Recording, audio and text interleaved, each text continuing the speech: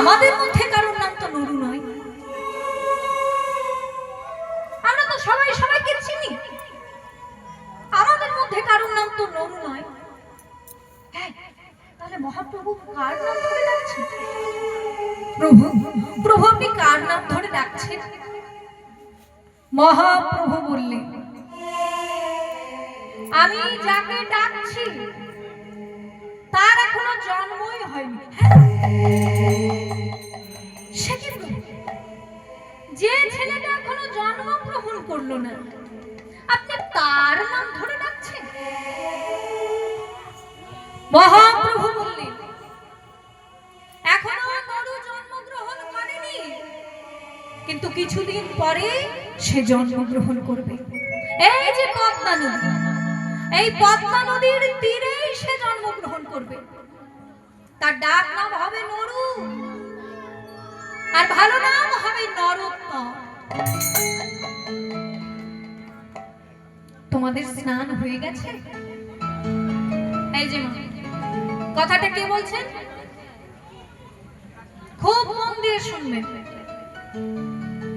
মহাপ্রভু ভক্তদেরকে বলছেন, তোমাদের স্নান হয়ে গেছে?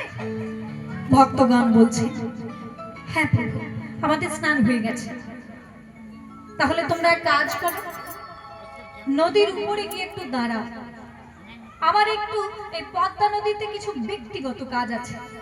এই সবাই সরে আয়, সরে। ভক্তগণ সরে গেলেন। এইবার নাভি জলে দাঁড়িয়ে প্রেমের ঠাকুর গৌর হরি আমার পদ্মা নদীর দিকে তাকিয়ে পদ্মা নদীর সঙ্গে কথোপকথন করছে। মহাপ্রভু বলছেন, পদ্মা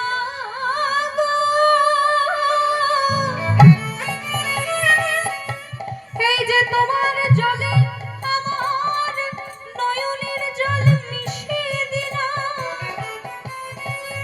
ওগো পদ্মা, তুমি জানবে এ আমার নিছক অশ্রু জল নয়, আমার হৃদয়ের মধ্যে যে কৃষ্ণ প্রেম, সেই প্রেম বিগলিত হয়ে অশ্রু রূপে আমি তোমার জলে মিশিয়ে দিলাম। ওগো পদ্মা, নরোত্তম যেদিন প্রথম তোমার জলে স্নান করতে আসবে, সেই দিন এই যে হৃদয়ের প্রেম আমি তোমাকে জলে মিশিয়ে দিলাম, তোমাকে আমি দান করলাম। এই প্রেম তুমি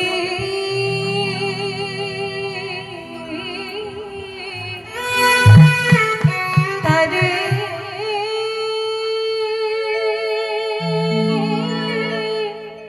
দেবে।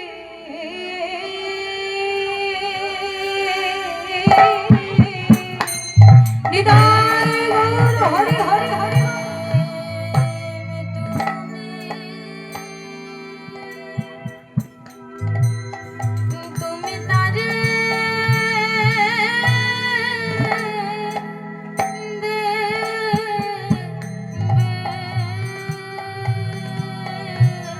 তাহলে মহাপ্রভু তার হৃদয়ের প্রেম অশ্রুরূপে পদ্মা নদীতে বিসর্জন করে দিলেন, মিশিয়ে দিলেন, আর বলছেন, ওগো পদ্মা, এই যে প্রেম আমি তোমার জন্য মিশিয়ে দিলাম, এই প্রেম তুমি তারে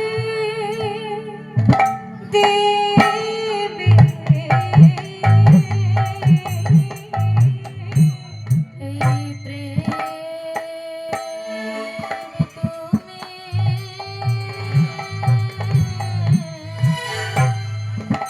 তুমি কারে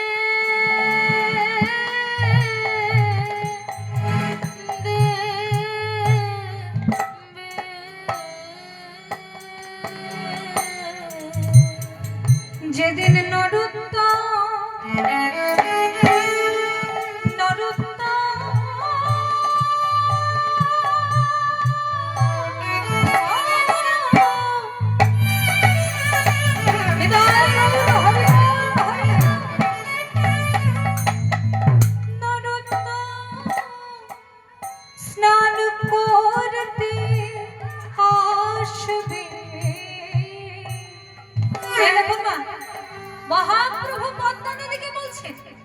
এই যে প্রেম আমি তোমার জলে মিশিয়ে দিলাম, এই প্রেম নরোত্তম যেদিন প্রথম তোমার জলে স্নান করতে আসবে তুমি তাকে দেবে।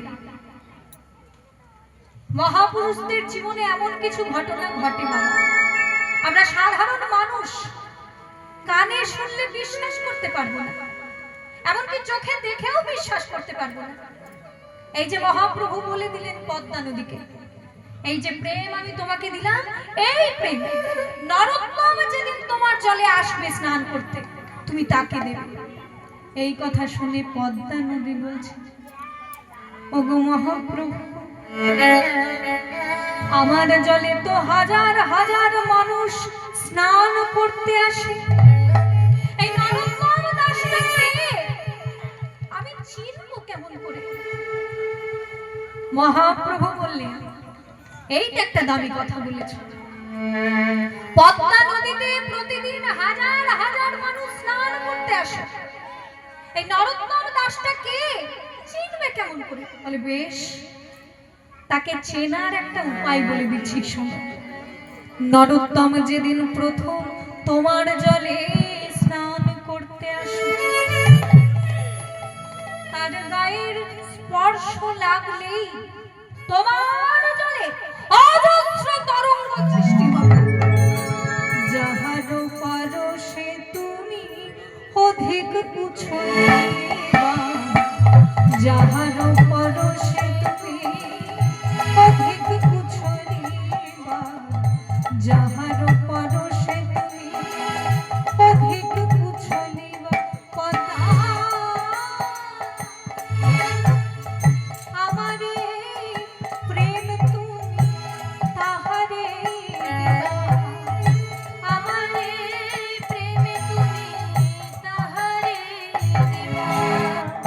আমারে প্রেম তুমি তাহারে দিবা, আমারে প্রেম তুমি তাহারে দিবা। আর সেদিন কি হবে জানো? তরঙ্গ বাড়বে, তরঙ্গ বাড়বে, তরঙ্গ বাড়বে, তরঙ্গ বাড়বে, নরোত্তমের পরশে তরঙ্গ বাড়বে, নরোত্তমের স্পর্শে তরঙ্গ বাড়বে।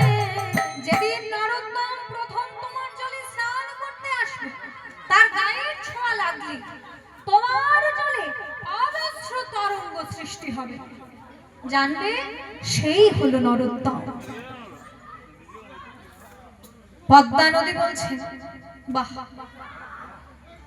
মহাপ্রভু আমার জলে প্রেম মিশিয়ে দিলেন, নরোত্তম কবে আমার কাছে আসবে সে তো আমি জানি না, কিন্তু যতদিন না নরোত্তম আমার কাছে আসছে ততদিন এই যে গৌর প্রেম লাভ করলাম,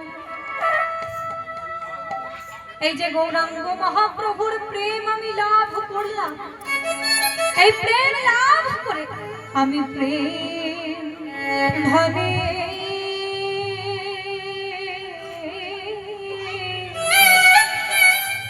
ধনী হলাম।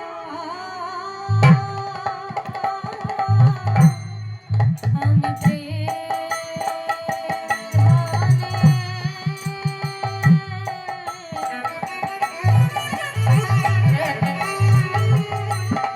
ধনে ধনী হলাম।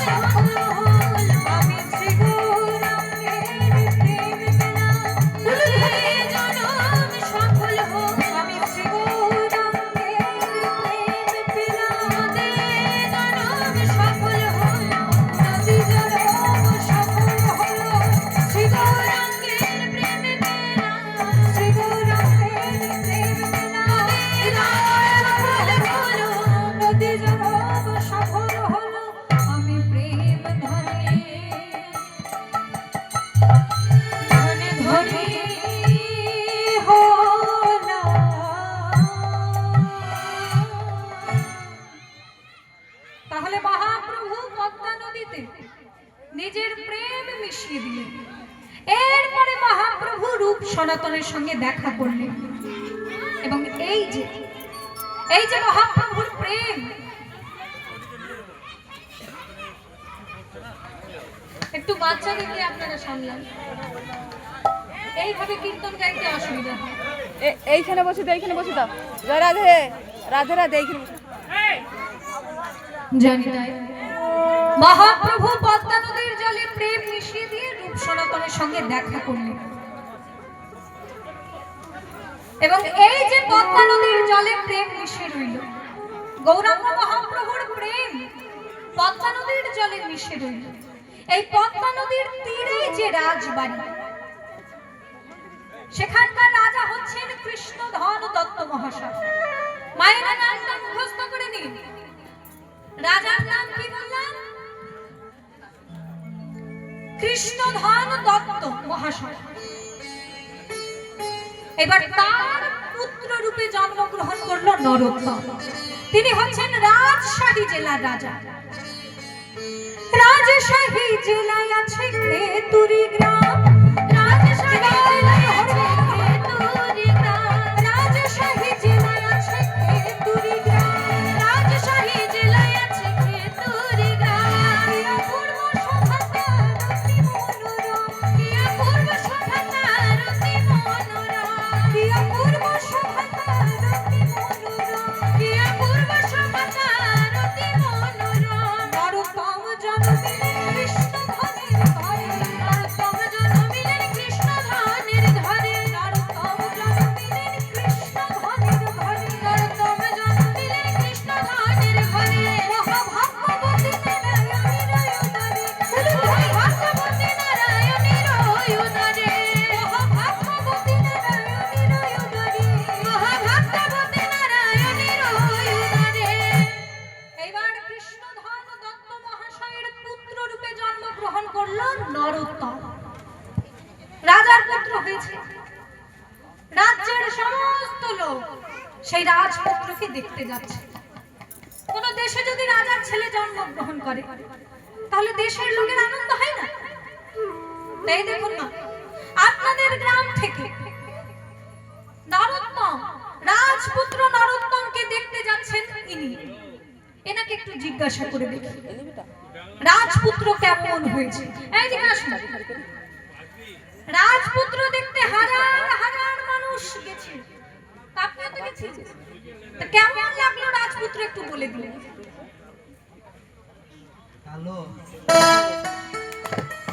কি বললো শুনলেন? বলছে রাজপুত্র কালো হয়েছে। আরে বাবা, কালো হয়েছে তো কি হয়েছে? এই সমস্ত লোকগুলোকে কি বলে জানেন? বিশ্বনিন্দু। রাজপুত্র কালো হয়েছে বলে ওনার মনটা খারাপ। এই বিশ্বনিন্দুক লোক কেমন হয় একটু শুনে দেখুন বাবা। একজন আছে নেমন্তন্ন বাড়িতে খেয়ে বেড়ায়, আর খেতে গেলে কিছু না কিছু একটা নিন্দে করবে। কোনোদিন বলবে মুখেরটা একদম ভালো হয়নি, আবার কোনোদিন বলবে শুক্তো, এটা আবার খাওয়া যায় না। মানে নেমন্তন্ন বাড়িতে গেলে কিছু না কিছু একটা নিন্দে করবে। এবার একটা নেমন্তন্ন বাড়িতে গেছে, কোনোটাই খারাপ হয়নি, সব আইটেম খুব ভালো হয়েছে। এইবার সেই লোকটাকে গিয়ে সবাই ধরেছে। আজকে তো নেমন্তন্ন বাড়িতে সব আইটেম খুব ভালো হয়েছে, তো কেমন লাগলো আপনার বলুন। তখন সেই লোকটা বলছে, সবাই যখন ভালো বলছে ভালো হয়েছে, তবে এত ভালো ভালো না। দেখুন সেখানেও বলছে এত ভালো ভালো না। তাহলে এই সমস্ত লোকগুলোকে বলে বিশ্বনিন্দু। শুনুন মশাই, রাজপুত্র কালো হয়েছে বলে চিন্তা করবেন না, কারণ সোনার আংটি সোজা হলেও যত টাকা ভরি, আর বাঁকা হলেও তত টাকাই ভরি। নরোত্তম জন্মিলেন কৃষ্ণধনের ঘরে, নরোত্তম জন্মিলেন কৃষ্ণধনের ঘরে, মহাভাগ্যবতী নারায়ণীর উদরে, মহাভাগ্যবতী নারায়ণীর উদরে, মহাভাগ্যবতী নারায়ণীর উদরে, মহাভাগ্যবতী নারায়ণীর উদরে। আনন্দে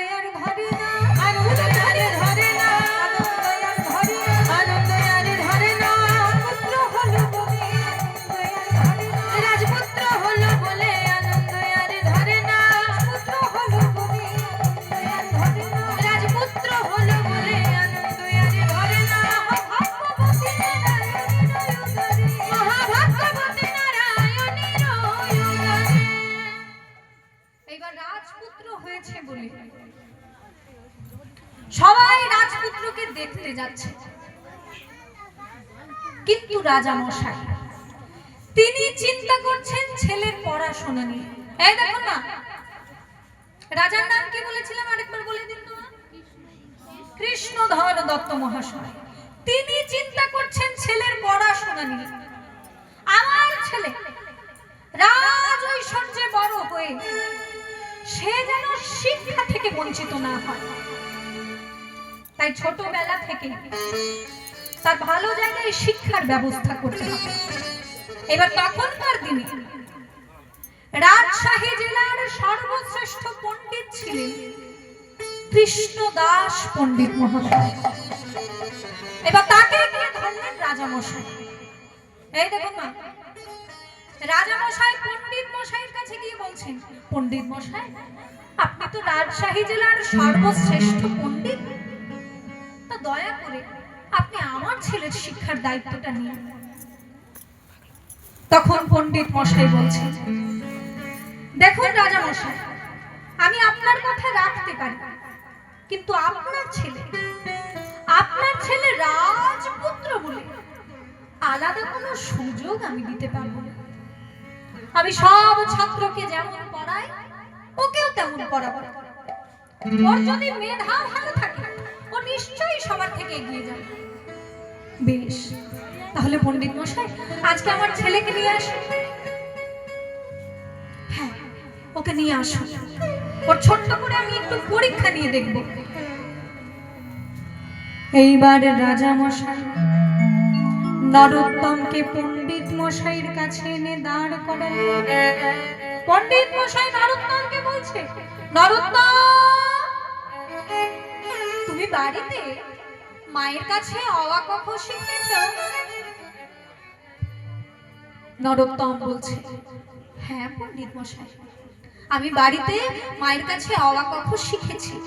বেশ, তবে এই নাও একটা কাগজ দিলাম, একটা কলম দিলাম, এবার ক দিয়ে কিছু একটা লেখো, খ দিয়ে কিছু একটা লেখো, গ দিয়ে কিছু একটা লেখো, লিখে আমাকে জমা দাও, আমি একটু ঘুরে আসি। এইবার নরোত্তম সেই কাগজ আর কলম পেয়ে, এই দেখো মা, রাজপুত্র নরোত্তম, 5 বছরের শিশু নরোত্তম পণ্ডিত মশাইয়ের কাছে সেই কাগজ আর কলম পেয়ে লিখতে লাগলো, কলিযুগে শ্রীকৃষ্ণ চৈতন্য অবতার, শ্রীকৃষ্ণ চৈতন্য অবতার, কলিযুগে শ্রীকৃষ্ণ চৈতন্য অবতার, কলিযুগে শ্রীকৃষ্ণ চৈতন্য অবতার। ক দিয়ে লিখলেন, এবার কি আসবে? কয়ের পর খ। খেলিবার প্রবন্ধে কইলে খোল করতা, খেলিবার প্রবন্ধে কইলে খোল করতা, খেলিবার প্রবন্ধে কইলে খোল করতা, খেলিবার প্রবন্ধে কইলে খোল করতা। গড়াগড়ি জান প্রভু নিজ সংকীর্তনে, গড়াগড়ি জান প্রভু নিজ সংকীর্তনে, গড়াগড়ি জান প্রভু নিজ সংকীর্তনে, গড়াগড়ি জান প্রভু নিজ সংকীর্তনে।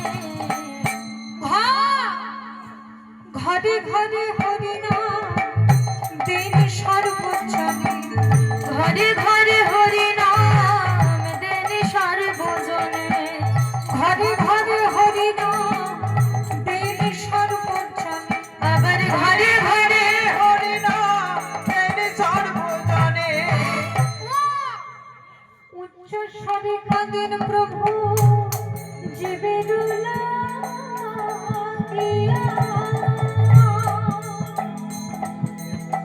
উচ্চ স্বরে কাঁদেন প্রভু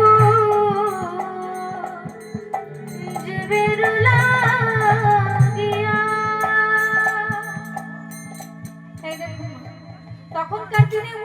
স্বরে এই বানানটা লিখতে গেলে ওই হর্ষ দিয়ে শুরু করতে হতো। উচ্চ স্বরে গাবেন প্রভু জীবের লাগিয়া, উচ্চ স্বরে গাবেন প্রভু জীবের লাগিয়া, চেতন করান জীবে কৃষ্ণ নাম দিয়া, চেতন করান প্রভু কৃষ্ণ নাম দিয়া, চেতন করান জীবে কৃষ্ণ নাম দিয়া, চেতন করান জীবে কৃষ্ণ নাম দিয়া। হরে নাম হরে নাম হরে নাম হরে নাম হরে নাম হরে নাম হরে নাম হরে নাম প্রেম সিন্ধু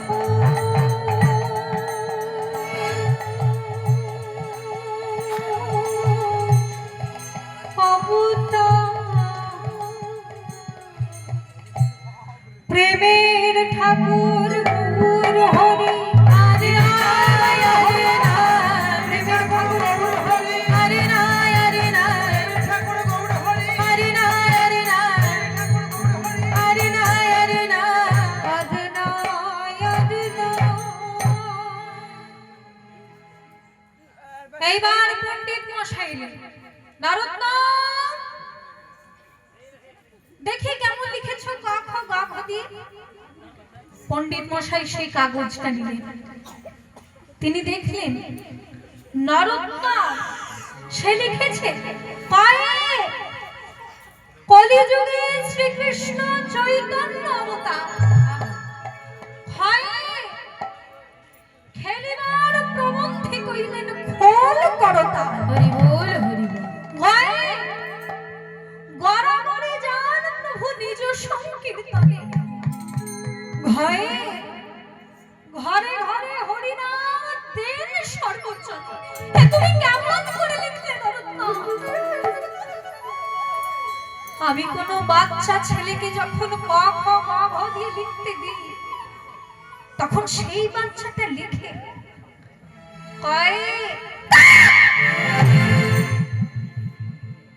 আমি কোনো বাচ্চাকে যখন ক খ গ ঘ দিয়ে লিখতে দিই, তখন সেই বাচ্চাটা লিখে কয় খরগোশ, এই সমস্ত লিখে। আর তুমি কি লিখলে? কয় কলিযুগে শ্রীকৃষ্ণ চৈতন্য অবতার, হয় খেলিবার প্রবন্ধে কইলেন খোল করতা, গলে গড়াগড়ি যান প্রভু নিজ সংকীর্তনে, ঘরে ঘরে ঘরে হরিনাম দেন সর্বোচ্চ। হে তুমি কেমন করে লিখলে নরোত্তম? তুমি তো সব শিক্ষা নিয়েই জন্মগ্রহণ করেছো, তবু একজন পণ্ডিত মশাইয়ের কাছে না আসলে জগতে শিক্ষা লাভ সম্পূর্ণ হয় না। তাই তুমি আমার কাছে এসেছো। আমার মধ্যে যতটুকু শিক্ষার ভান্ডার আছে আমি তোমাকে উজাড় করে দেব নরোত্তম। তোমার মতো ছাত্র আজ অব্দি আমি দেখিনি। নরোত্তমকে শিক্ষা দিতে লাগলেন পণ্ডিত মশাই। খুব অল্প সময়ের মধ্যে অগাধ পাণ্ডিত্য লাভ করল নরোত্তম। এবার যখন শিক্ষা সম্পূর্ণ হচ্ছে, সেই সমাবর্তনের দিন পণ্ডিত মশাই নরোত্তমকে ডাকলেন। নরোত্তম, নরোত্তম, আজ তোমার এখানে শিক্ষা লাভ সম্পূর্ণ হয়েছে। এইবার হয়তো তুমি বাড়িতে গিয়ে রাজকার্য সামলাবে, রাজত্ব করবে। কিন্তু শোনো নরোত্তম, বাড়িতে যাওয়ার আগে আমি তোমাকে একটা কথা বলে দিতে চাই। এই সোনার বাংলায় জন্মগ্রহণ করে কেউ যদি প্রেমের ঠাকুর চৈতন্য মহাপ্রভুকে না জানে, সে যতই শিক্ষা লাভ করুক না কেন, তার শিক্ষা অসম্পূর্ণ। তাই শোনো নরোত্তম, তুমি বাড়িতে যাওয়ার আগে আমি তোমাকে একটা কথা জানিয়ে দিতে চাই।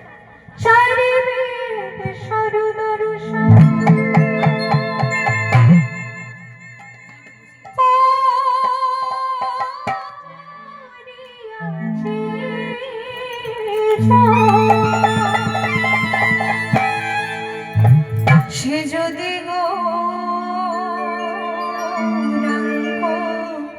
নাহি ভজে, সে যদি গৌরাঙ্গ নাহি ভজে।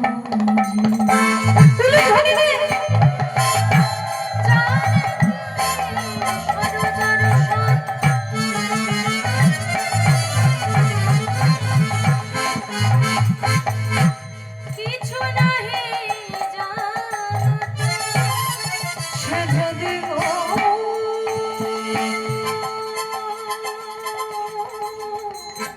রঙ্গ নাহি ভজে, সে যদি গৌরাঙ্গ নাহি ভজে। চারিবেদ সাধু সাধু সার করিয়াছি যার, সে যদি গৌরাঙ্গ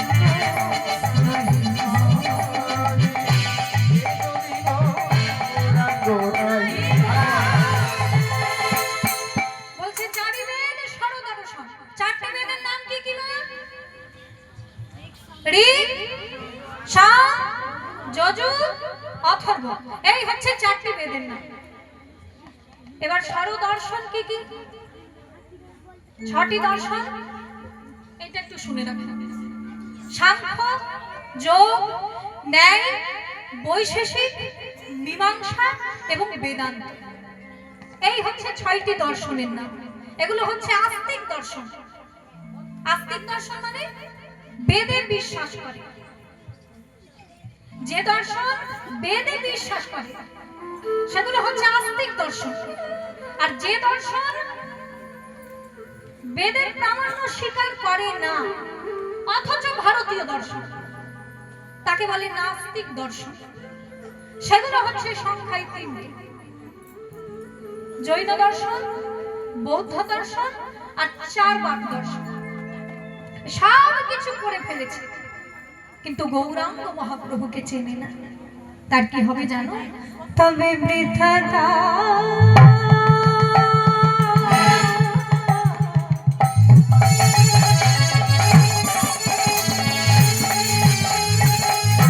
তবে বৃথা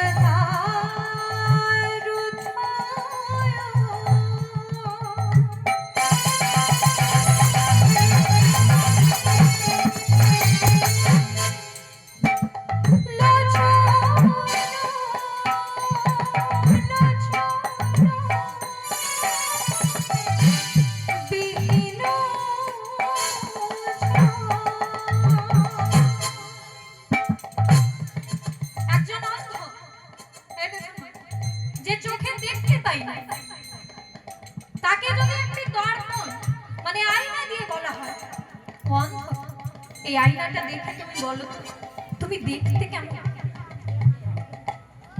তাহলে তার যে রূপ অবস্থা হবে ঠিক সেই রূপ অবস্থা হবে তার, যে বেদ বিদ্যা সব কিছু অধ্যয়ন করেছে কিন্তু আমার প্রাণের ঠাকুর গৌর হরিকে চেনে না। তবে বৃথা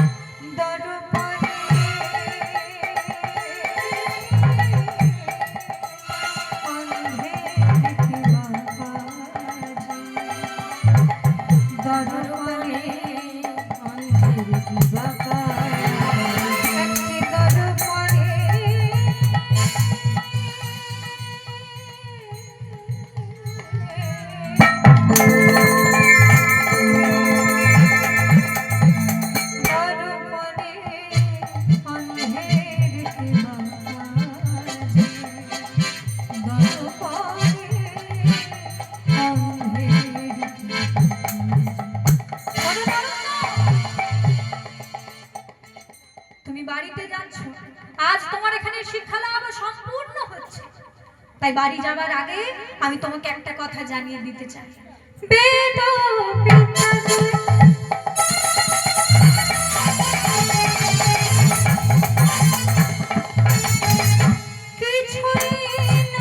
যদি গৌরাঙ্গ হরিষা সে যদি গৌরাঙ্গ হরিষা সে যদি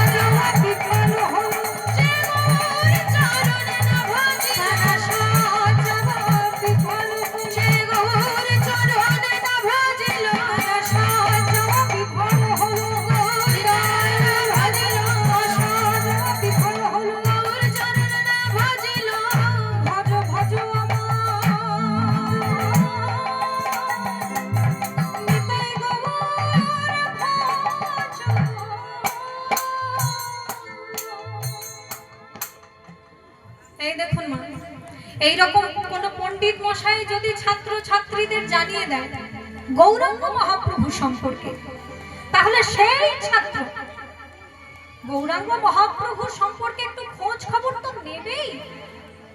কিন্তু আমরা কজন শিক্ষক মশাইকে এটা বলতে দেখি বলি? ছাত্র ছাত্রীদের এইভাবে উপদেশ দেয়, এইভাবে জানিয়ে দেয়। নরোত্তমের শিক্ষক মশাই সেই কাজটা করে দিলেন। এবার নরোত্তম যখন বাড়িতে ফিরে এলো, নরোত্তমের বাবা কৃষ্ণধন দত্ত মহাশয় তিনি তার সন্তানকে বলছেন, নরোত্তম বল তুই কি চাস? আজকে তুই যা চাইবি আমি তোকে তাই দেব। আজ আমি খুব খুশি হয়েছি। পণ্ডিত মশাই বলেছেন, তোর মতো ছাত্র দ্বিতীয়টি কেউ নেই। এই কথা শুনে আমি খুব খুশি হয়েছি। বল বল তোর কি চাই? আজ তুই যা চাইবি আমি তোকে তাই দেব। এইবার নরোত্তম তার বাবাকে বলছে, বাবা আমি তোমার কাছে একটা জিনিস চাইব, তুমি আমাকে দেবে? হ্যাঁ দেব তো, বল বল তোর কি চাই? এইবার নরোত্তম বলছে, বাবা আমি একটু পদ্মা নদীতে স্নান করতে যেতে চাই। হ্যাঁ পদ্মা নদীতে স্নান করতে যাস? স্নান করতে যাবি পদ্মা নদীতে? কেন পদ্মা নদীতে স্নান করতে যাবি কেন? বাবা আমি আমার পণ্ডিত মশাইকে বলেছি মহাপ্রভুর কৃপা কিভাবে পাবো, তিনি তখন আমাকে জানিয়ে দিলেন এই পদ্মা নদীতে যেহেতু গৌরাঙ্গ মহাপ্রভু স্নান করেছেন, তার পদধূলি এই পদ্মা নদীর জলে মিশে গেছে। তিনি বলেছেন মহাপ্রভুর কৃপা পেতে গেলে এই পদ্মা নদীতে যদি স্নান করতে পারো, তাহলে তার কৃপা একটু পেলেও পেতে পারো। তাই আমি পদ্মা নদীতে স্নান করতে যেতে চাইছি বাবা। ঠিক আছে, ছেলে যা চাইবে তাই দেবো বলেছি। ঠিক আছে, এই, একটা ঘোড়া নিয়ে আয়, না হলে একটা পালকি নিয়ে আয়। পালকিতে চেপে আমার ছেলে যাবে পদ্মা নদীতে স্নান করতে। না না বাবা, পদ্মা নদীতে যাবো আমি পালকিতে চেপে? ওই লোকের কাঁধে চড়ে আমি যাবো ওই পদধূলি মাখার জন্য? না, পালকিতে যাবি না? তাহলে কিসে যাবি? ঘোড়ায় যাবি? না ঘোড়ায় যাব না। তাহলে কি হেঁটে যাবি? না হেঁটেও যাব না। তাহলে কি করে যাবি? আমি ঘোড়া গড়ি দিয়ে যাব। আমি ঘোড়া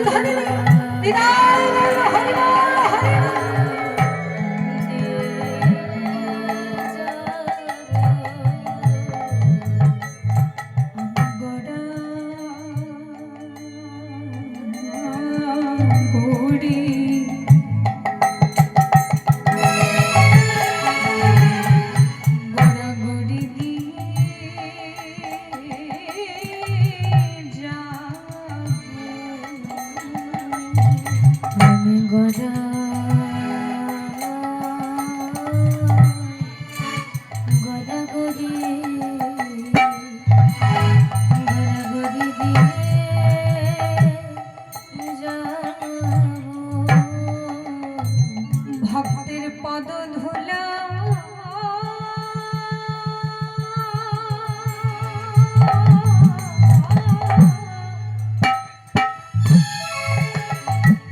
অঙ্গের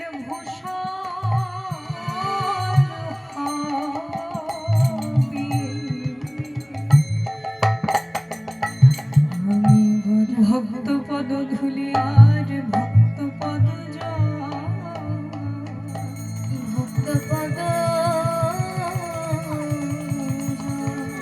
ভক্ত ভক্ত অবশেষ, ভক্ত ভক্ত অবশেষ, এই তিন সাধনীর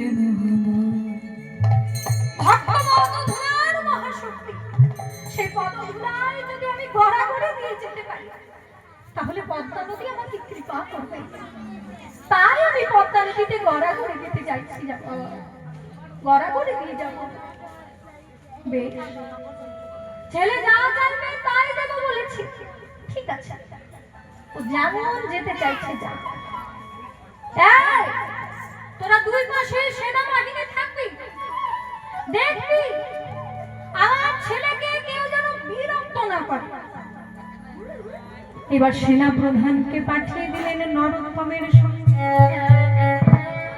নরোত্তম গড়াগড়ি দিতে দিতে যেই না পদ্মা নদীর কাছে এসেছে, এইবার নরোত্তম মনে মনে চিন্তা করছে, এই যে সেনা প্রধান মহাশয়, তিনি যদি আমার সঙ্গে থাকেন আমি তো পদ্মা নদীর কাছে গৌরাঙ্গ মহাপ্রভুর প্রেম চাইতে পারবো না। তাই নরোত্তম সেই সেনা প্রধান মহাশয়কে বলছে, সেনা প্রধান মহাশয় আপনি শুনুন, আপনি এক কাজ করুন, আপনি এখানেই দাঁড়িয়ে থাকুন, আমি একটু একা গিয়ে পদ্মা নদীতে স্নান করে আসি। এই কথা শুনে সেনা প্রধান মহাশয় বলছে, না ওইটি হবে না, তোমার বাবা আমাকে দায়িত্ব দিয়েছেন, একা ছাড়া তোমাকে হবে না। একা ছাড়বেন না? না ছাড়বো না। তাহলে আমি কি করবো জানেন? কি করবে? আপনি যদি আমাকে ধরে নিয়ে গিয়ে স্নান করা, আমি বাবাকে গিয়ে বলবো এই লোকটা আমাকে জলে ডোবাতে চেয়েছে। সাংঘাতিক ছেলে রে বাবা, এ তো চাকরি দিয়ে দেবে। তাহলে আপনি ওখানে দাঁড়িয়ে থাকুন, আমি আপনাকে কথা দিচ্ছি, আমি বেশি জলে হুড়োহুড়ি করবো না, যাবো একটা ডুব দিয়ে চলে আসবো। এইবার নরোত্তম পদ্মা নদীতে যাচ্ছে স্নান করবার। এই দেখো মা, কোন পবিত্র নদীতে স্নান করতে গেলে তার একটা কিন্তু নিয়ম আছে, হুট করে জলে নেমে যেতে নেই। আগে সেই নদীকে প্রণাম করতে হয়। নরোত্তম পদ্মা নদীর কাছে গিয়ে প্রথমে হাঁটু গেড়ে বসল, তারপর সেই পদ্মা নদীকে প্রণাম করবার জন্য নদীর জল যেই না ছুঁয়েছে, এমন সময় সেই যে মহাপ্রভুর অঙ্গে স্পর্শ হলে অজস্র তরঙ্গ সৃষ্টি হয়। প্রণামের ছলে জল পরশ করিল, প্রণামের ছলে জল পরশ করিল, প্রণামের ছলে জল পরশ করিল, প্রণামের ছলে জল পরশ করিল।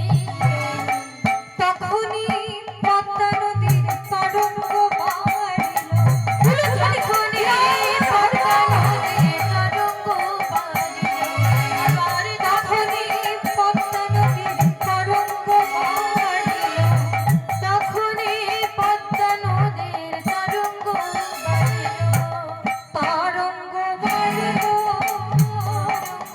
বাড়িল, তরঙ্গ বাড়িল, তরঙ্গ বাড়িল, নরোত্তমের পরশে তরঙ্গ বাড়িল, নরোত্তমের পরশে তরঙ্গ বাড়িল। যেই না পদ্মা নদীকে প্রণাম করবার জন্য সেই নদীর জল ছুঁয়েছে, এমন সময় এমন ঢেউ উঠল, এক ঢেউয়ের ঝাপটা নরোত্তমকে নদীর গর্ভে নিয়ে চলে গেল। যেই না নদীর গর্ভে নিয়ে চলে গেল, মা সেনা প্রধান যিনি ছিলেন তার তো মাথায় হাত, ছেলে তো তলিয়ে গেল জলের মধ্যে। এবার রাজাকে কি জবাব দেবে? এইদিকে নরোত্তম গভীর নদীতে প্রবেশ করে নরোত্তম দেখছে গভীর নদীতে একজন দেবী বসে রয়েছে। নরোত্তম সেই দেবীকে বলছে, মা আপনি কে? আমি পদ্মা নদী। আপনি আপনি কথা বলেন? সবার সঙ্গে বলি না নরোত্তম, তোমার মতো যদি কেউ ভাগ্যবান থাকে তবে তার সঙ্গেই বলি। মা গো, আমার পণ্ডিত মশাই বলেছে আপনার জলে গৌরাঙ্গ মহাপ্রভু স্নান করেছে, তাই মহাপ্রভুর পদধূলি আপনার জলের সঙ্গে মিশে রয়েছে। মা কৃপা করে আমাকে গৌর পদধূলি দিন। এই কথা শুনে পদ্মা নদী বলছে, ওরে নরোত্তম, তোর পণ্ডিত মশাই ভুল বলেননি। গৌরাঙ্গ মহাপ্রভুর পদধূলি আমার জলে মিশে রয়েছে, কিন্তু সে তো সবার জন্য রয়েছে। তোর জন্য যে বিশেষ সম্পদ মহাপ্রভু আমার কাছে রেখে গেছে, সেটা তো তোর পণ্ডিত মশাই জানেন না। মহাপ্রভু আমার জলের মধ্যে দাঁড়িয়ে তার হৃদয়ের প্রেম অশ্রুরূপে আমার জলে মিশিয়ে দিয়েছে। তিনি বলেছেন, এই যে প্রেম, এই যে প্রেম আমি তোমাকে দান করলাম, এই প্রেম নরোত্তম যেদিন প্রথম আসবে তুমি তাকে দেবে। তাই ওরে নরোত্তম, আয় আমার কাছে, আয় আমার কোলে বস। এতদিন গৌরাঙ্গ প্রেম হৃদয়ে ধারণ করে আমি ছিলাম গৌর প্রেমে ধনী, আর আজ সেই প্রেম তোকে দান করে ওরে নরোত্তম, আজ হতে আমি হলাম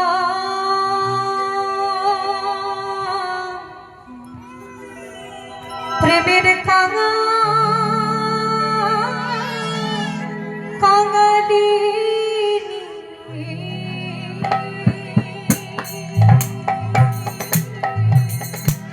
হরিবল হরিবল প্রেমের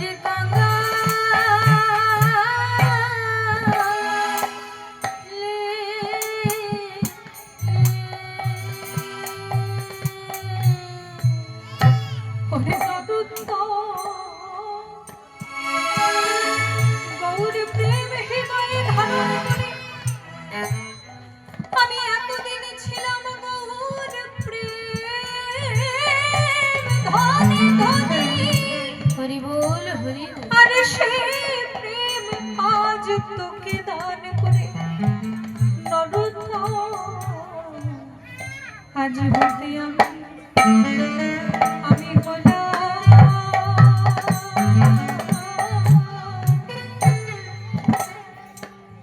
আমি হলাম প্রেমের কাঙালি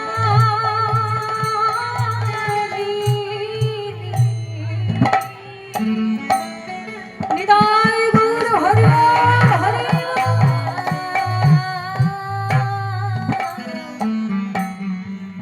আমি হলাম প্রেমের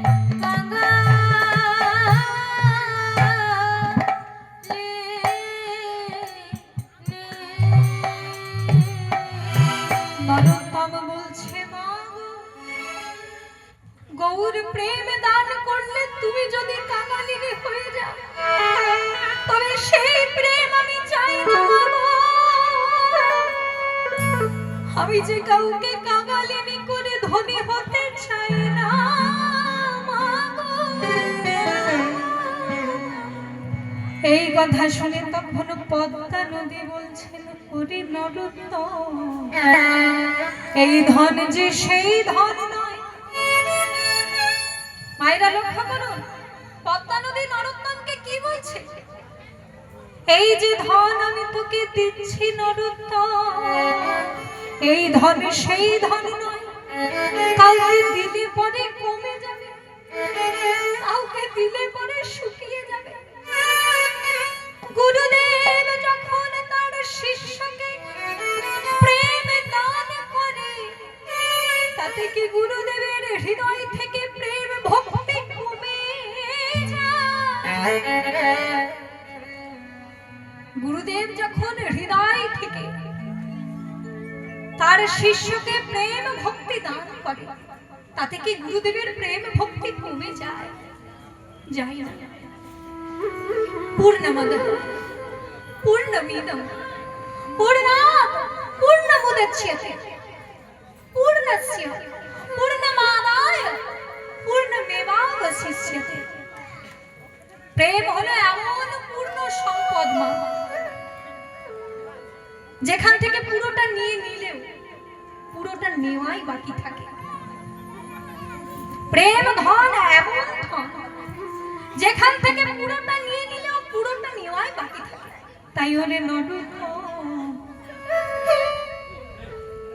হায় আমরা দুজনেই গৌর বলি না।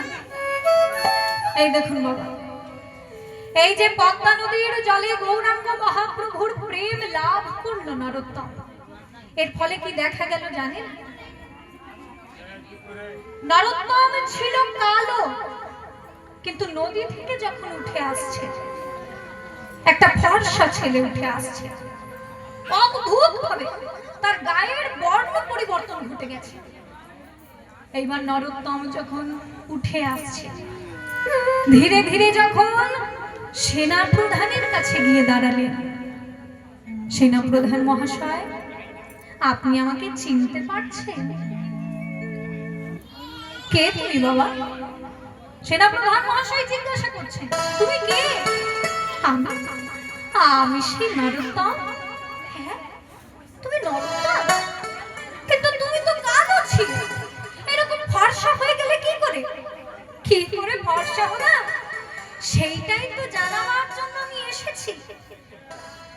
আমি পদ্মা নদীর জলে গৌরাঙ্গ মহাপ্রভুর প্রেম লাভ করেছি, আর সেই প্রেম আমি সবাইকে দান করব বলে আমি সবাইকে আহ্বান জানাচ্ছি। হরি নাম একবার বলো না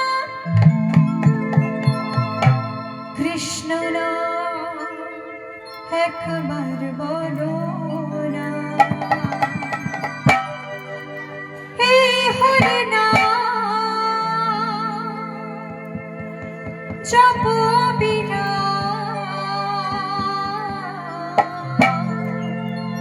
হরি নাম জীবনের সাধনা হরি নাম একবারে বলো না কৃষ্ণ নাম একবারে বলো না হরি নাম জপয় বিরাম এই নাম জীবনের সাধনা হরি নাম একবারে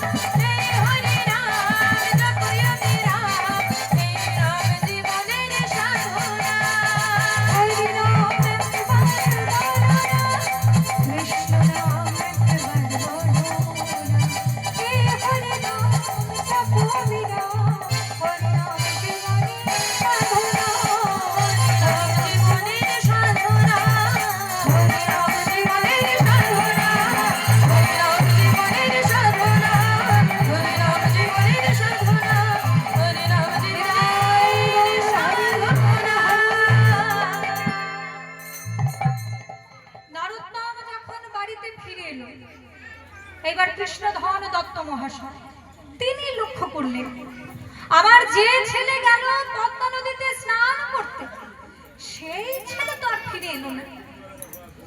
উচ্চ শিক্ষিত এক পণ্ডিত গেছিল ওই পদ্মা নদীতে স্নান করবার জন্য, কিন্তু যে ফিরে এসেছে তাকে তো দেখে মনে হচ্ছে ভাব গম্ভীর কোনো মুনি ঋষি। এ কটা দিন আমার ঘরে থাকবে কে জানে, তবে যে কটা দিন এই সন্তান আমার ঘরে থাকবে, সেই কটা দিন পুত্রবদন দর্শন করে আমি আনন্দে থাকি। এই দেখুন, সত্যি নরোত্তমের আর ঘরে থাকা হলো না, কারণ কিছুদিনের মধ্যে স্বয়ং নিত্যানন্দ প্রভু নরোত্তমকে স্বপ্নাদেশ করল, নরোত্তম তুমি পদ্মা নদীর কাছে গৌরাঙ্গ মহাপ্রভুর প্রেম পেয়েছ।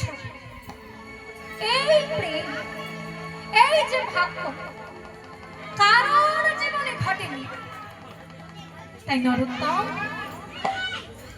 তোমার যখন এই ভাগ্য হয়েছে,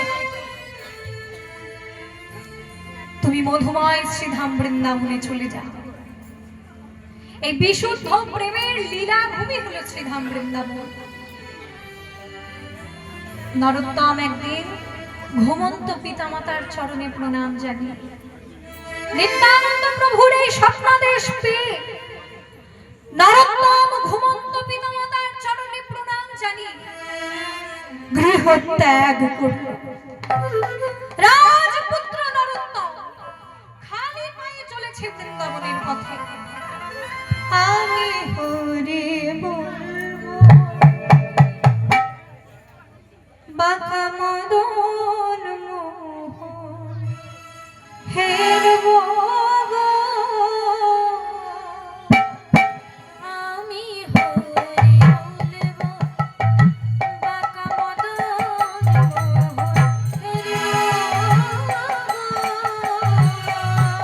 রাজপুত্র নরোত্তম যাচ্ছে, নরোত্তম চলে যাচ্ছে বৃন্দাবনের পথে। আমি হরি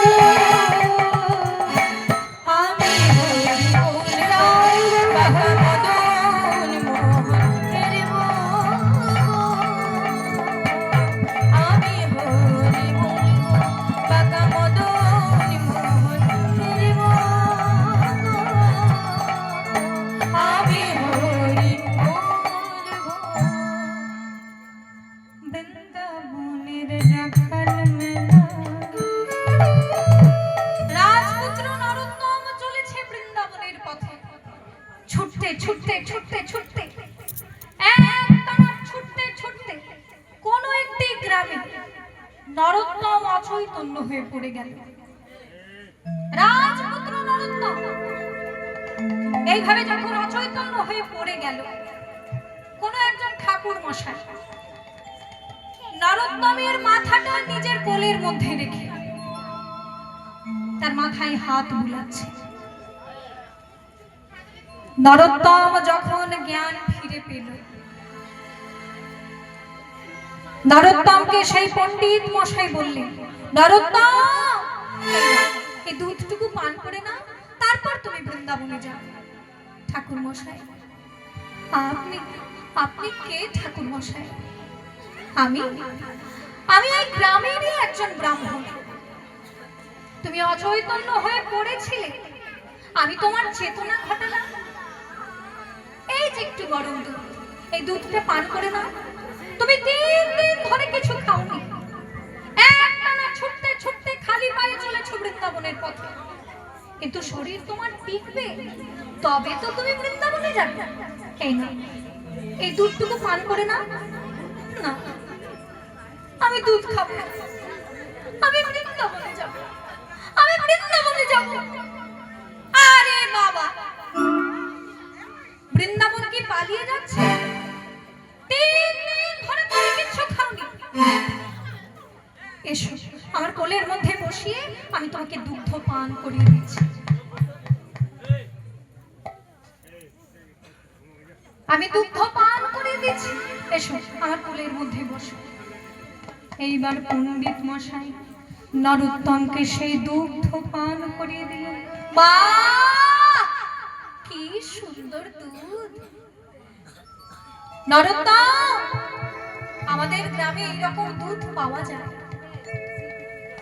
যাও, তুমি বৃন্দাবনের পথে যাও। বৃন্দাবনের রাখাল মেলা,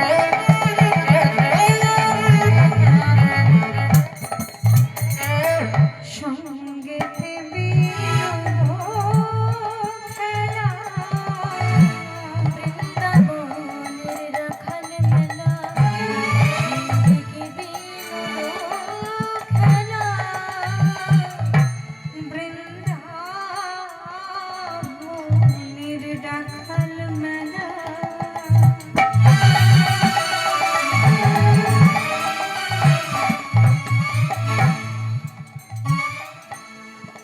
সঙ্গেতে বিনোদ খেলা।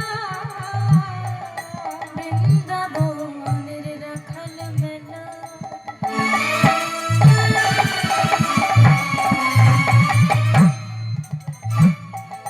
সঙ্গীতে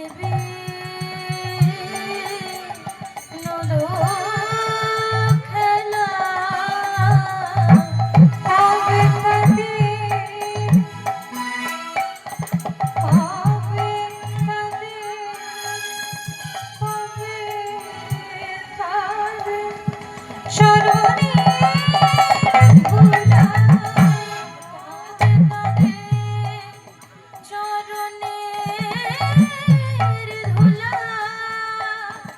কবে তাদের স্মরণের ভোলা। পাবে তাদের চরণের ধুলা। মাখবো গো আমি হরি বলবো, বাঁকা মদন মোহনের আমি হরি বাঁকা মদন মোহনের আমি হরি বলবো। আবার স্বপ্ন দেখলো নরোত্তম। এইবারে স্বপ্নে দেখা দিলেন রূপ গোস্বামী, সনাতন গোস্বামী। তারা স্বপ্নে দেখা দিয়ে বলছেন, নরোত্তম, বৃন্দাবনে গেলে তুমি আর আমাদের দেখতে পাবে না।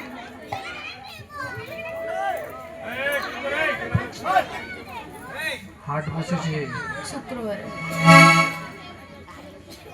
নরোত্তম, তুমি আর আমাদের দেখতে পাবে না। তবে তোমাকে আমি একটা কথা জানিয়ে দিতে চাই।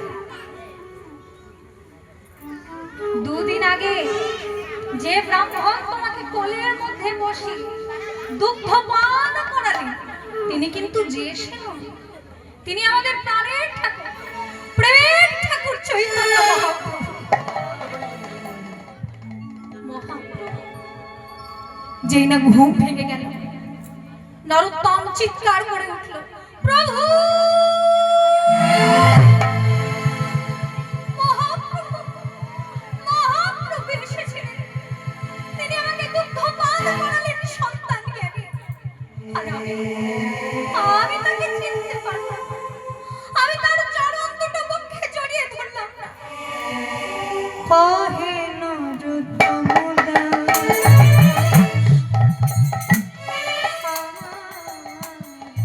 না পুরিল অভিলাষ কহে নরোত্তম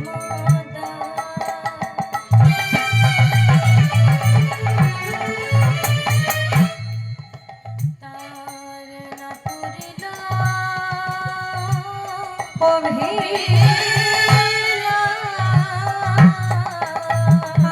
আর কবে আর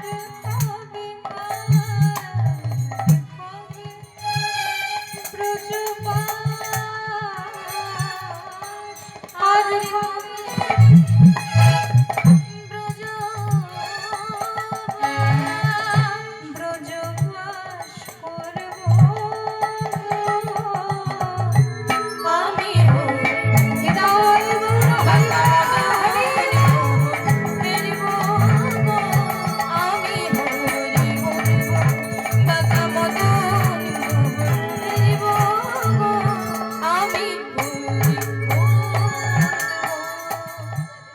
এইবার নরোত্তম বৃন্দাবনে প্রবেশ করছে।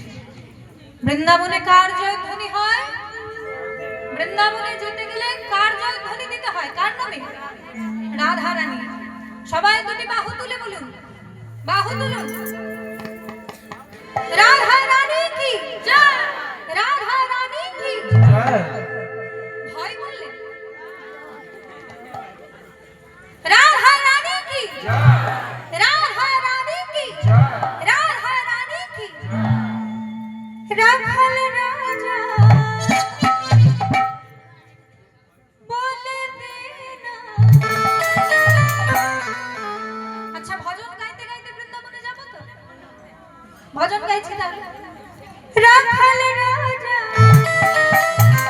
বলে দে না কোথায় বৃন্দাবন।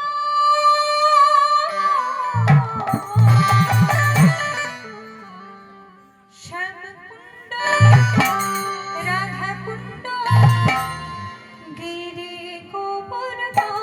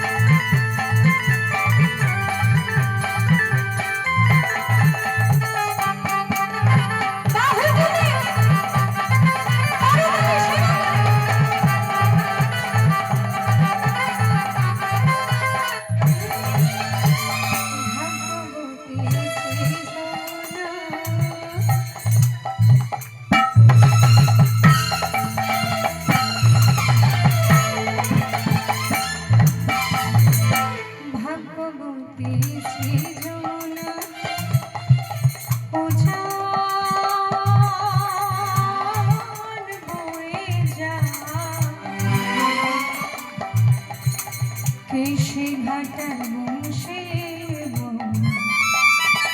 আছে শ্যামরা ভাগ্যবতী শ্রীরমণা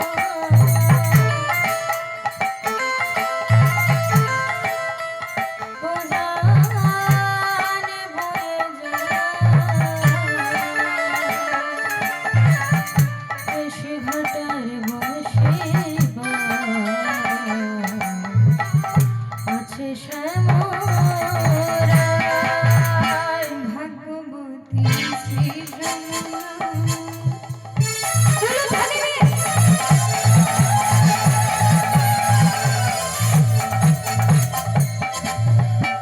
ভাগ্যবতী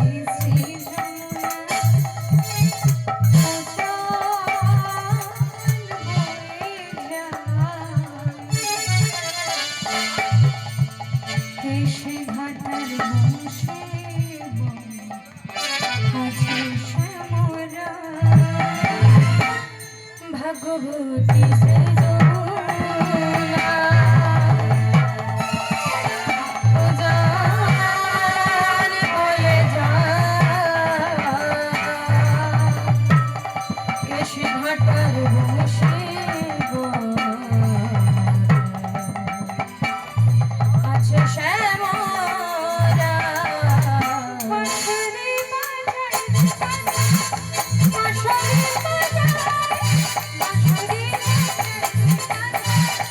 বাঁশরি বাঁশরি বাজায় রে কালা বাঁশরি বাজায় বাঁশরি বাজায় রে কালা বাঁশরি বাজায়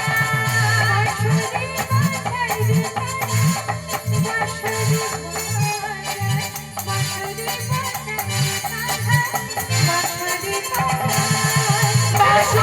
বাজায় রে কালা বাঁশরি বাজায় বাঁশরি বাজায় রে কালা বাঁশরি বাজায় রাখাল রাজা বলে দিনা রাখাল রাজা বলে দিনা কোথায়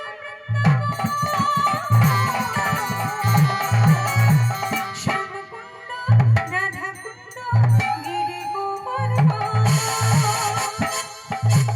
রাখাল রাজা আমায় বলে বলবো কোথায় বৃন্দাবন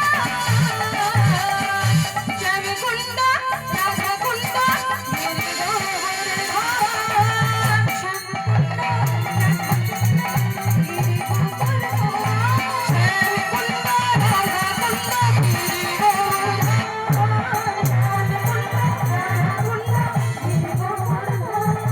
শ্যামকুণ্ড রাধাকুণ্ড গিরি রাধা রানী কি রাধা রানী কি রাধা রানী কি বৃন্দাবনে তখন সর্বশ্রেষ্ঠ বৈষ্ণব আচার্য ছিলেন জীব গোস্বামী পাদ। তার চরণে শরণাপন্ন হলো নরোত্তম। জীব গোস্বামী পাদ বললেন, নরোত্তম, আমি শুনেছি তুমি বাংলার এক রাজার পুত্র, তো বৃন্দাবনে তুমি কেন এসেছো? নরোত্তম বলছে, আমি বৃন্দাবনে এসেছি গোপী ভাবের সাধনা করব বলে। বাহ, কিন্তু নরোত্তম, আমি তো তোমায় দীক্ষা দিতে পারবো না, কারণ যতদূর আমি শুনেছি আমার দুই জ্যাঠামণি রূপ গোস্বামী এবং সনাতন গোস্বামী তারা তোমাকে স্বপ্নে দেখা দিয়েছে, কাজেই তাদের কৃপা যখন তুমি আগে পেয়েছো, আমি তোমাকে দীক্ষা দিলে পরে ঘোড়া ডিঙিয়ে ঘাস খাওয়া হয়ে যাবে, তাই আমি তো তোমায় দীক্ষা দিতে পারবো না। শোনো, এই রূপ সনাতনের সমতুল্য কোনো বৈষ্ণব আচার্যের কাছে গিয়ে তোমাকে দীক্ষা নিতে হবে। আমি তোমাকে বলে দিচ্ছি, শোনো নরোত্তম, এই বৃন্দাবনে রূপ সনাতনের সমতুল্য একজন বৈষ্ণব আচার্য রয়েছেন, তিনি হলেন লোকনাথ গোস্বামী পাদ। তার কাছে গিয়ে তুমি দীক্ষা নাও। রাজপুত্র নরোত্তম কোথায় এলো? সেই লোকনাথ গোস্বামীর চরণে। সেইখানে গিয়ে নরোত্তম যেই না দীক্ষার ব্যাপারে বলেছে, এই দেখুন বাবা, লোকনাথ বাবা আর লোকনাথ গোস্বামী এই দুজন কিন্তু আলাদা মহাপুরুষ, দুজন কিন্তু এক নয়। লোকনাথ গোস্বামী ছিলেন যিনি, তার চরণে নরোত্তম দীক্ষা নিয়েছিলেন। লোকনাথ গোস্বামী বলছেন, নরোত্তম শোনো, আমি তোমাকে আগে থেকে একটা কথা জানিয়ে দিতে চাই, আমি কাউকে দীক্ষা দিইনি, আর আজকেও আমি বলছি আমি তোমাকে দীক্ষা দেব না। আমি কাউকে দীক্ষা দিই না, কারণ আমি সংকল্প করেছি আমি কাউকে দীক্ষা দেব না। তাই দীক্ষার ব্যাপারে তুমি আমাকে বেশি পীড়াপিড়ি করবে না। নরোত্তম মনে মনে চিন্তা করছেন, এই গুরুদেবের চরণে আমি শরণাপন্ন হব। উনি যদি আমায় দীক্ষা দেন ভালো কথা, যদি না দেন, দীক্ষা যদি না দেন, আমি তবু এনাকেই গুরু বলে মেনে নিলাম। এই দেখুন মা, লুকিয়ে লুকিয়ে নরোত্তম গুরুদেবের সেবা করছে। কেমন ভাবে? গুরুদেব যে ভোরবেলায় উঠে ফুলের বাগান থেকে ফুল চয়ন করে আনে, তুলসী পত্র চয়ন করে আনে, নরোত্তম আগে সেই বাগান থেকে ফুল তুলে নিয়ে আসে, মন্দিরের মধ্যে রেখে দেয় যাতে পূজা করতে সুবিধা হয়। লোকনাথ গোস্বামী জানেন না, তার অজান্তেই কিন্তু সেবা করে চলেছে নরোত্তম। গুরুদেবের জামা কাপড় ধুয়ে মুছে পরিষ্কার করে রাখে। এইভাবে গুরুদেবের অজান্তে নরোত্তম যখন সেবা করে চলেছে, এইবার একটা ঘটনা ঘটল। লোকনাথ গোস্বামী তিনি যখন বাহ্যে যান, মলত্যাগ করতে যান, ভোরবেলায় সূর্য ওঠার আগে তিনি কিন্তু বাহ্যে যান। এবার যেহেতু সূর্য ওঠার আগে তিনি বাহ্যে যান, রাত্রির অন্ধকারে তীরে উঠতে গিয়ে মলের উপর পা পড়ে যায়, মাঝের মধ্যে এইরকম হয়ে যায়। আবার স্নান করে তিনি আবার যখন তীরে উঠতে যান, আবার হয়তো মলের উপর পাটা পড়ে গেল। এইরকম ভাবে মাঝের মধ্যে 2-3 বারের বেশি স্নান হয়ে যায়। এবার নরোত্তম দাস দেখছে, এইটা তো ঠিক নয়। বয়স্ক মানুষ এইরকম মাঝের মধ্যে 2-3 বারের বেশি স্নান হয়ে যাচ্ছে মাঝের মধ্যে, এইটা তো ঠিক নয়। এইবার নরোত্তম লুকিয়ে লুকিয়ে সেবা করছে। গুরুদেব যখন বাহ্যে যান, মলত্যাগ করেন, গুরুদেব চলে যাবার পরে নরোত্তম সেইখানে এসে নিজ হাতে সেই মল পরিষ্কার করেন। এবং এটা একদিন নয়, দিনের পর দিন যখন এইভাবে সেবা করছেন, একদিন লোকনাথ গোস্বামী চিন্তা করলেন, আগে তো মাঝের মধ্যে আমার মলের উপর পা পড়ে যেত, এখন তো সেই রকম কিছু হচ্ছে না, তাহলে কি এটা কেউ পরিষ্কার করছে? কেউ কি তাহলে লুকিয়ে লুকিয়ে সেবা করছে?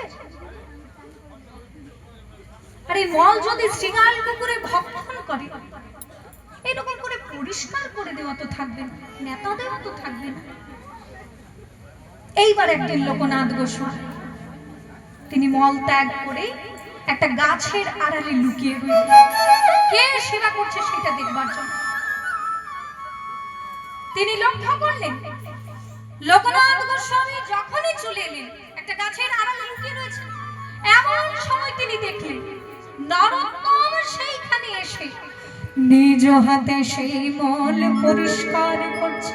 হৃদয় হরি বল হরি বল। দূর থেকে দেখছে লোকনাথ গোস্বামী, ছুটে গিয়ে নরোত্তমকে বক্ষের মধ্যে জড়িয়ে ধরলেন। ওরে নরোত্তম, আমি আজ পর্যন্ত কাউকে দীক্ষা দিইনি। আমি কেন দীক্ষা দিই না জানিস? আমি যদি কাউকে দীক্ষা দিই তাহলে তো সে আমার সেবা করবে, আর সেবা করলে আমি যে তার কাছে ঋণী হয়ে যাব। এই জন্য আমি কাউকে দীক্ষা দিই না।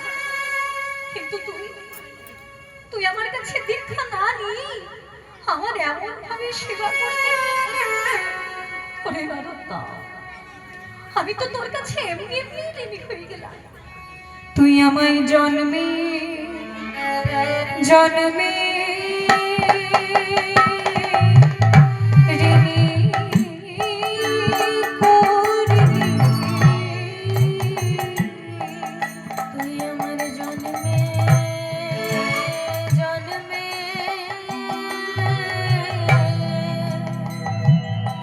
জন্মে জন্মে ঋণী করলি। আমার অযাচিত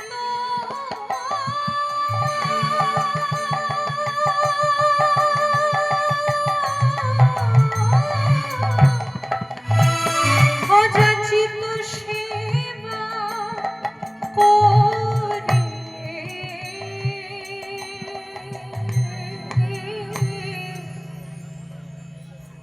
কোন ধনী ব্যক্তি যদি গুরুদেবের কাছে দীক্ষা নিতে যায়, আপনারা চিন্তা করুন, গুরুদেব যদি বলে দীক্ষা দেব না, তখন সেই ধনী ব্যক্তিটা কি ভাববে? বইয়েই গেছে আমার দীক্ষা নেওয়া। উনি যদি আমাকে দীক্ষা দিতেন, ওনারই কপাল ভালো হতো, আমার কাছে মোটা মোটা দক্ষিণা পেতেন। ওনারই কপাল খারাপ, তাই আমাকে উনি দীক্ষা দিতে পারলেন না। কারোর মধ্যে যদি অর্থের অহংকার থাকে, সে তো এটাই ভাববে। কিন্তু নরোত্তম সেই কথা বলছে না। নরোত্তম বলছে, উনি জানেন আমি রাজার পুত্র, তবুও উনি আমাকে দীক্ষা দিতে চাইছেন না। কেন? আমি যদি ওনার কাছে দীক্ষা নিই, উনি যদি আমাকে দীক্ষা দিয়ে দেন, তাহলে তো আমি ওনার সেবা করব, আর সেবা করলে উনি আমার কাছে ঋণী হয়ে যাবেন। তাহলে এই মহৎ আদর্শ যার, সেই তো আমার গুরুদেব। তিনি দীক্ষা দিলেও আমার গুরু, তিনি যদি দীক্ষা না দেন তবুও তিনি আমার গুরু। এবার এইভাবে যখন লুকিয়ে লুকিয়ে সেবা করেছে নরোত্তম, আর দাঁড়িয়ে থাকতে পারলেন না লোকনাথ গোস্বামী। তিনি বক্ষের মধ্যে জড়িয়ে ধরলেন নরোত্তমকে। ওরে নরোত্তম, আমি আজ পর্যন্ত কাউকে দীক্ষা দিইনি, কিন্তু আজকে আমি তোকে বললাম আমি তোকে দীক্ষা দেব। তুই হবি আমার প্রথম এবং শেষ শিষ্য। বল হরি বল। শ্রী গুরু চরণ পদে কেবলি ভক্তি সদমোহ। শ্রী গুরু নিতাই গৌর হরি হরি হরি। শ্রী গুরু ভক্তি সদমোহ। বন্দমুই সাবধান মতে, বন্দমুই সাবধান মতে, যাহার প্রসাদে ভার এ ভাব তরিয়া যায়। যাহার প্রসাদে ভার এ ভাব তরিয়া যায়। কৃষ্ণ প্রাপ্তি হয় যাহা হইতে, দয়াময় আমার গুরু বটে। দয়াময় আমার গুরু বটে। দয়াময় আমার গুরু বটে। দয়াময় আমার গুরু বটে। কৃপার ফলে কৃষ্ণ মিলাতে পারে, দয়াময় আমার গুরু বটে। কৃপার ফলে কৃষ্ণ মিলাতে পারে। দয়াময় আমার গুরু বটে। জীব গোস্বামী পাদ নরোত্তমকে বললেন, ধন্য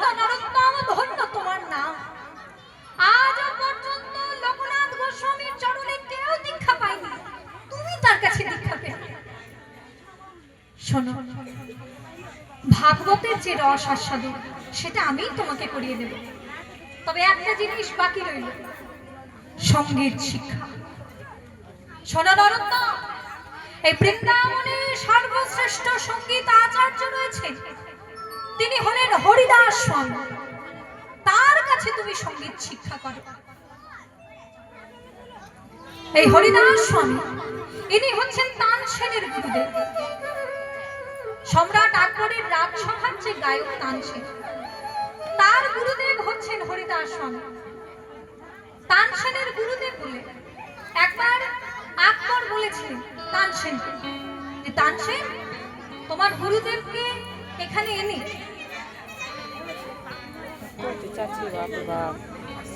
তোমার গুরুদেবকে এখানে এনে গান করাতে গেলে কত টাকা দিতে হবে? তখন তানসেন বলেছিলেন যে আপনি আমাকে টাকা দিয়ে অর্থের বিনিময়ে আমার কাছে গান শুনতে পারেন, কিন্তু অর্থের বিনিময়ে আমার গুরুদেব এসে আপনাকে গান শোনাবেন না। উনি মনে করেন ওনার গান ভগবানের জন্য, তাই উনি ওনার ভগবানের উদ্দেশ্যে গাইবেন। আপনাকে গিয়ে শুনতে হবে, আপনাকে গিয়ে শুনতে হবে। উনি গান সময় এসে অর্থের বিনিময়ে আপনাকে গান শোনাবেন না। তাই নাকি? তাহলে আমি গিয়েই শুনবো। লুকিয়ে লুকিয়ে সম্রাট আকবর তানসেনের সঙ্গে গেছিলেন সেই হরিদাস স্বামীর গান শুনতে, এবং সেই গান শুনে তিনি বলেছিলেন, তানসেন, তোমার গানে তো আমি বিভোর হয়ে যাই, কিন্তু তোমার গুরুদেবের গান শুনে তো দেখছি বৃন্দাবনের পশু পাখি পর্যন্ত বিভোর হয়ে যাচ্ছে। এ কি গান? তখন তানসেন বলেছিল, আমার গানে ভারতের সম্রাট আকবর খুশি হন, আর আমার গুরুদেবের গানে বিশ্ব ব্রহ্মাণ্ডের সম্রাট খুশি হন। কাজেই তার গান আর আমার গান এক হতেই পারে না। সেই হরিদাস স্বামীর কাছে নরোত্তম উচ্চাঙ্গ সঙ্গীত শিক্ষা করতে লাগলেন। যখন শিক্ষা করছেন সেই সময় বৈষ্ণব পদাবলীর সর্বশ্রেষ্ঠ আচার্য ছিলেন, সর্বশ্রেষ্ঠ পদকর্তা ছিলেন গোবিন্দ দাস। আমাদের আধুনিক যুগে যেমন সর্বশ্রেষ্ঠ কবি কে? সর্বশ্রেষ্ঠ কবি আধুনিক যুগে রবীন্দ্রনাথ ঠাকুর, তেমনি তখন মধ্যযুগে সর্বশ্রেষ্ঠ পদাবলী আচার্য ছিলেন, পদাবলী পদকর্তা ছিলেন গোবিন্দ দাস। তিনি শ্রীখণ্ডে তার মামা বাড়িতে বড় হয়েছিলেন, তা সেইখান থেকে তিনি পদ লিখে লিখে পাঠাচ্ছেন, বৃন্দাবনে পাঠাচ্ছেন। আর সেই পদ একবার সেই পদ পেয়েছেন জীব গোস্বামী। সেই পদ দেখে বলছেন, নরোত্তম, এই দেখো বাংলা থেকে স্বয়ং গোবিন্দ দাস তোমার জন্য পদ রচনা করে পাঠিয়েছেন। কি সুন্দর পদ! নীল রতন কিয়ে নব ঘন ঘটা, নখিলে নখিল নয় সেনা অঙ্গ ছটা। এবার এই যে পদাবলী, এই পদাবলীর মধ্যে নরোত্তম দাস ঠাকুর যে সুর প্রদান করলেন সেইটাই গড়ানহাটি কীর্তন। কীর্তনের যে 4টে ঘরানা রয়েছে তার মধ্যে যে গড়ানহাটি কীর্তন ঘরানা, সেই ঘরানার সৃষ্টি করলেন নরোত্তম দাস ঠাকুর। কদম্বের বনে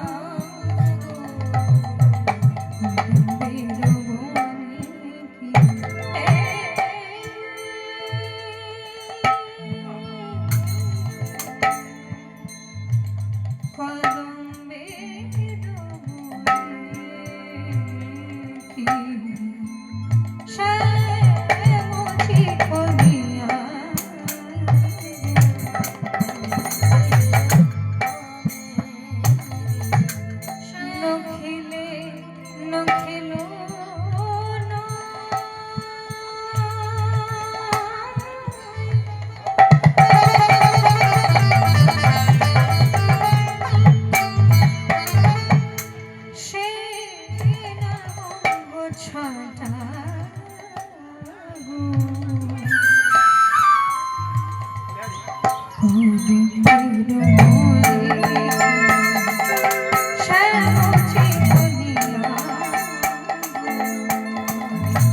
আমি সকলি হারানা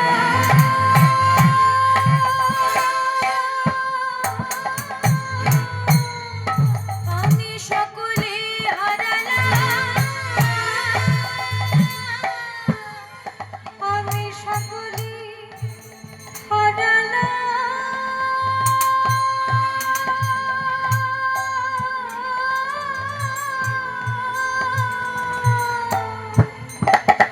আমি সকলে হারালাম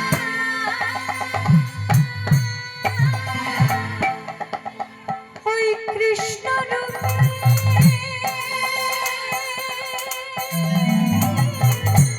নয়ন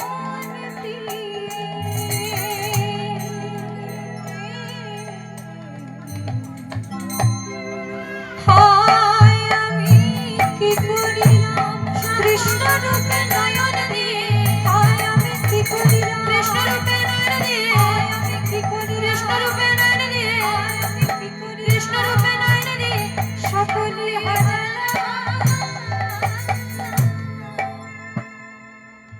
হরিদাস স্বামী নরোত্তমকে বলছে নরোত্তম এই কি গান এই গান তো আমি কোনোদিন শুনিনি গোবিন্দ দাস রসিক পদকর্তা তিনি বলছেন রাধে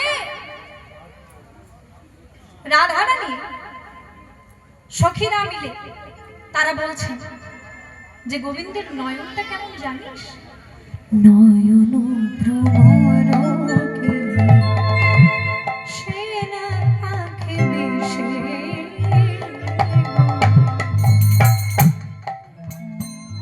না পেলে অধর সুধাতে বাজিয়া বলছে গোবিন্দের নয়নটা যেন একটা ভ্রমর আর সেই ভ্রমরটা যদি কাউকে দংশন করে সে বিশেষ জ্বালায় ছটফট ছটফট করে নয়ন ভ্রমর নিয়ে মত্ত লীলাছে বলছে রাধে ওই কথা বলে তুমি কিন্তু শেষ করে দিও না তুমি এইটা বলে শেষ করো না যে গোবিন্দের নয়নটা ভ্রমর সেই ভ্রমর যদি কাউকে দংশন করে সে বিষের জ্বালায় ছটফট করে এইটা বলে তুমি শেষ করো না তাহলে ভক্ত কিন্তু ভয় পেয়ে যাবে তুমি এইটাও বলে দাও যে গোবিন্দের যে অধর নয়ন দিয়ে কাউকে যদি দংশন করে সেই ভক্তকে অধর সুধা দিয়ে সে বিষের জ্বালা থেকে নিবৃত্তি দেয় গোবিন্দ দাসের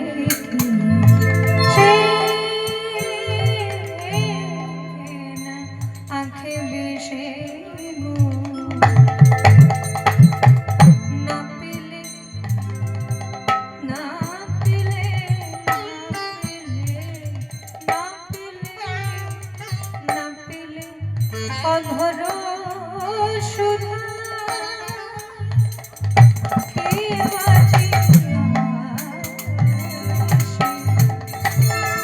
আখির বিষে যারে যারে আখির বিষে যারে যারে আখির বিষে যারে যারে আখির বিষে যারে যারে বর্গীয় জয় আকার রয়কার জারি আর অন্তজ জয় আকার রয়কার জারি বর্গীয় জয় আকার রয়কার জারি এই মানে হচ্ছে জারণ করা আর অন্তজ জয় আকার রয়কার জারি মানে যাকে আখির বিষে যারে যারে আখির বিষে যারে যারে নয়ন ঔষধি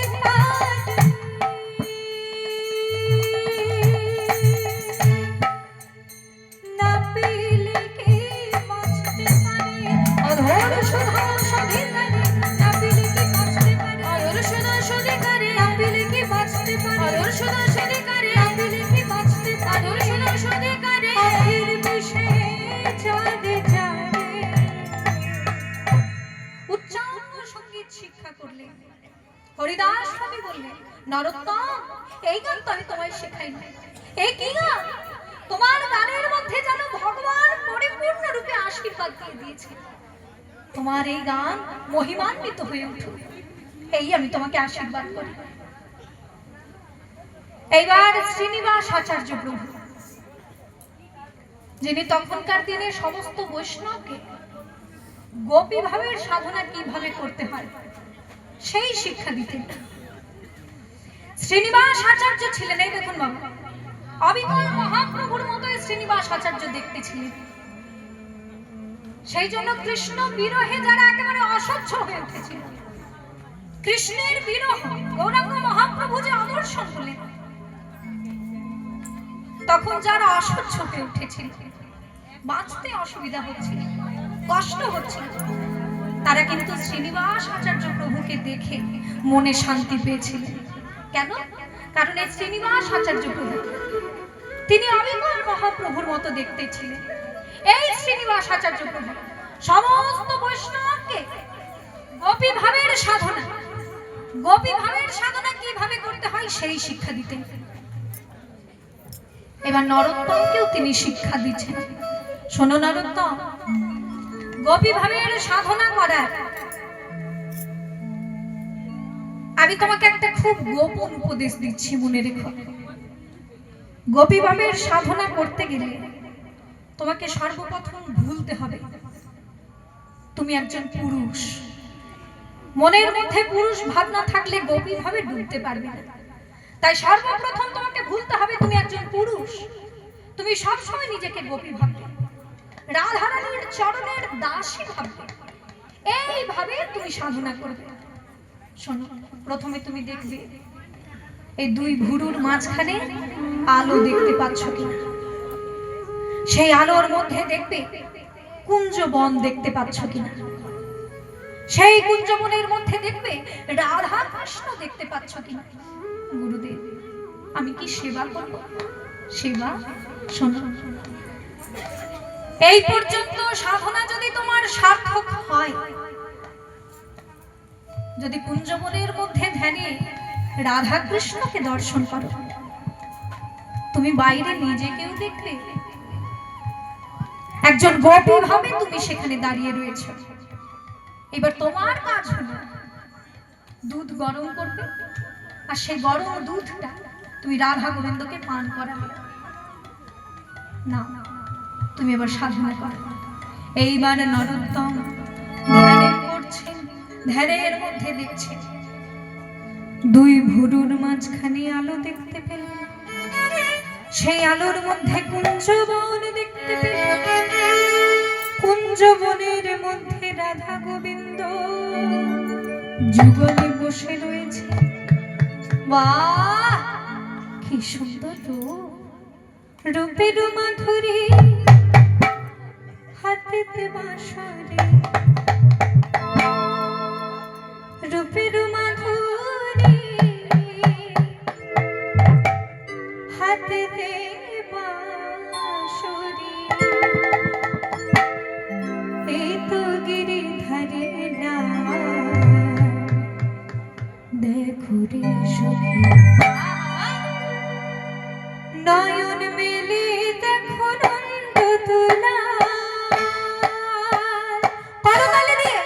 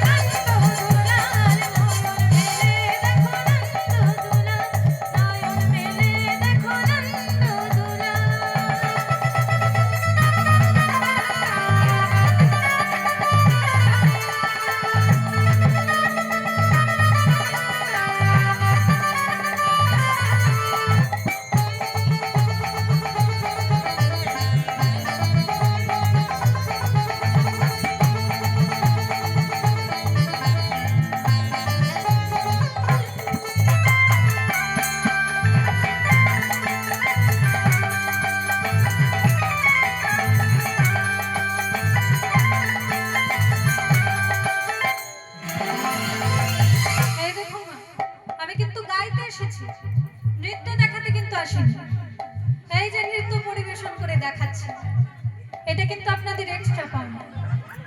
এর বিনিময়ে আপনারা আমাকে কি দেবেন বলুন? মায়েরা কি দেবেন? 2 টাকা পয়সা। আচ্ছা বাবারা কি দেবেন বলুন?